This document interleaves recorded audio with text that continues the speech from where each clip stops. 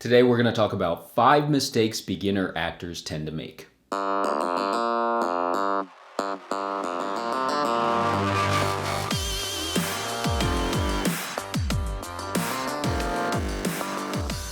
What's up, my fellow actors? Welcome to the Acting Career Center, here to help you learn the skills you need to break into the film and television industry. My name is Kurt Yu. Thank you so much for spending some time here with me today. If it's your first time here, make sure to subscribe to this channel to get more videos on acting, auditioning, and career advice.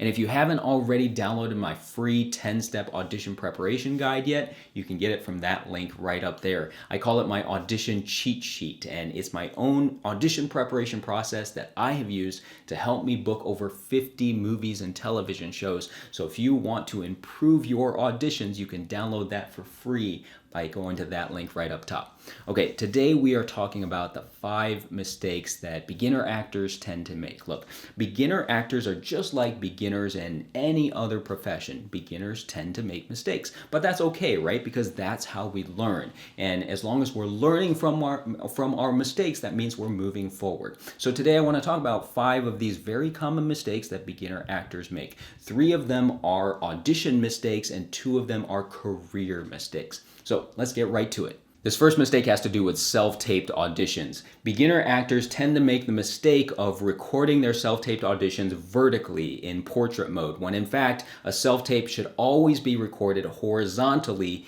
in landscape mode. I know that we're all used to recording video for Instagram and TikTok, where we're recording vertical video, but we got to get in the habit of turning our phone to the side and recording our self-tapes in landscape mode. Remember, all movies and TV shows, they're all shot horizontally. We don't see any movies, at least not yet, any movies that are shot in vertical video. So we got to make sure we record our auditions in landscape mode as well. So this one's easy to correct. Make sure whenever you get a self-taped audition request to always record it in landscape mode. The next one is another audition mistake. A lot of beginner actors will mime things in their auditions, or they will pretend to do things in their auditions. And we never want to pretend, because it takes away from that suspension of disbelief. We want everything to be as believable as possible, as real as possible. So if you're going to take a drink of water, don't mime a drink of water, actually drink water out of a glass. If you're going to write something down, don't pretend to write something on your hand with a fake pen. Actually have a piece of paper or a notepad or something like that. Have a real pen and really write something. Don't just scribble either. Actually write something real, because when you scribble, it looks like you're scribbling. Do everything for real, as if you were doing it in real life. Again, we want everything to be believable, and whenever we pretend to do something, it all of a sudden looks fake. So this is another one that's easy to correct. Whenever you're doing something in your acting, in your auditions, if you ever find yourself pretending, change it around and do that thing for real. Hey guys, before we move on, I just want to do a little bit of self-promotion. Last year I got to work on a movie called Vendetta, directed by Jared Cohn, and it's currently streaming on demand. I got a chance to work with some amazing actors in this movie, like Clive Standen, Theo Rossi, and the legendary Bruce Willis. Vendetta is this crazy action flick that takes you on a bunch of twists and turns, so if you want to check it out, you can get it from Amazon Prime, Redbox, Google Play Movies, pretty much anywhere. So check out Vendetta when you get a chance, and now back to our video.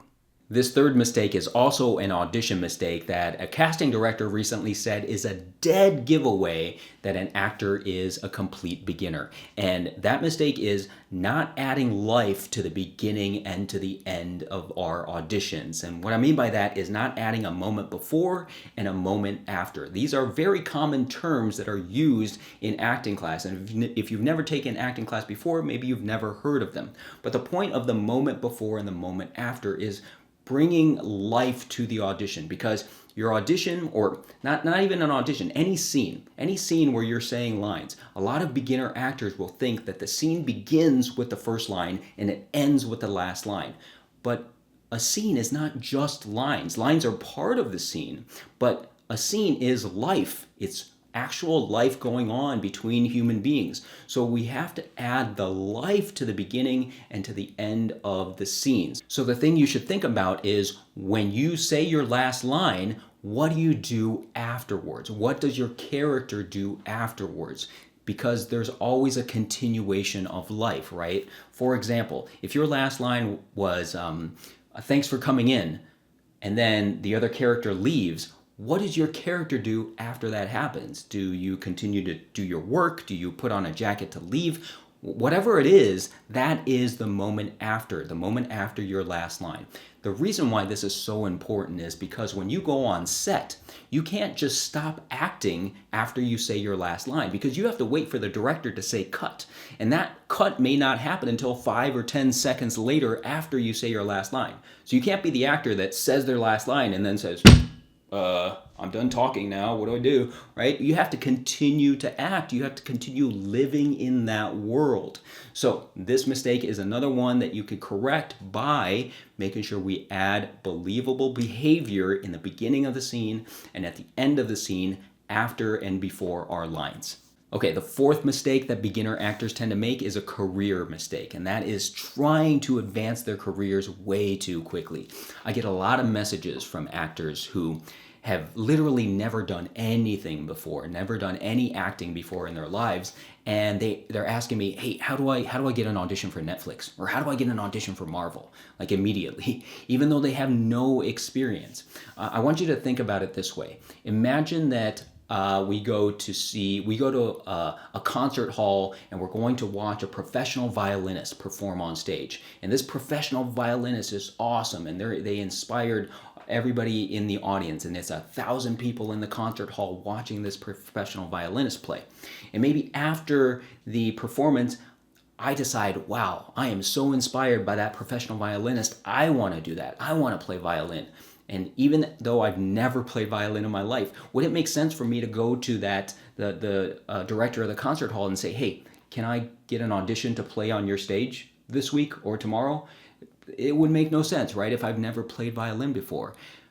Most likely, that violinist has played many, many smaller shows throughout their career to get to the point where they got invited to play at a big concert hall.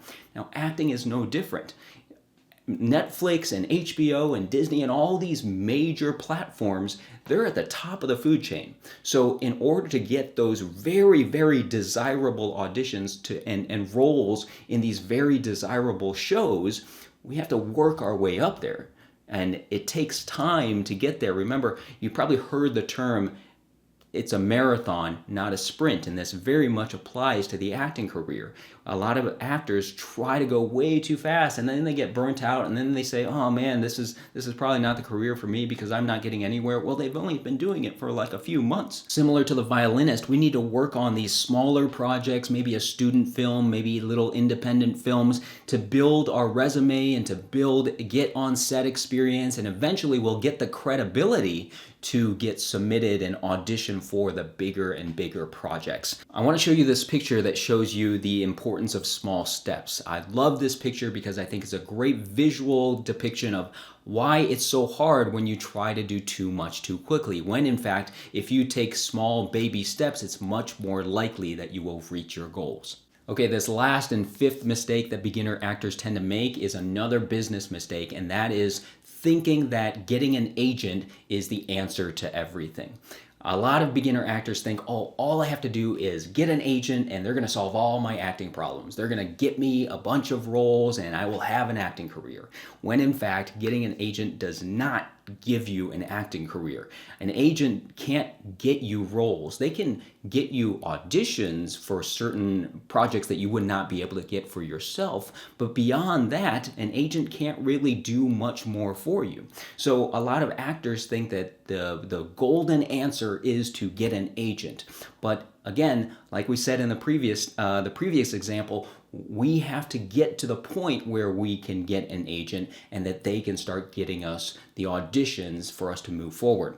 One thing that you have to think about is that when you get an agent, it's not less work off your plate. In fact, when you get an agent, oftentimes you will have to work even harder because an agent will often need you to sign up for certain casting websites, and those will take time to create your profiles on there. It sometimes will cost money to create those profiles. They will also need you probably to get better headshots and a better demo reel, because when you think about it, once you get an agent, now you're competing with all those other actors that also have agents, and they will most likely have very professional headshots, very professional demo reels, right? You probably won't be able to get by with the amateur photos that you may have been using when you were submitting for student films. You got to step up your game to work in, to basically compete in the big leagues, right? So that's why when you get an agent, you really have to be ready when you do get that agent. And a lot of beginner actors, when they don't have any experience, they try to get an agent right away.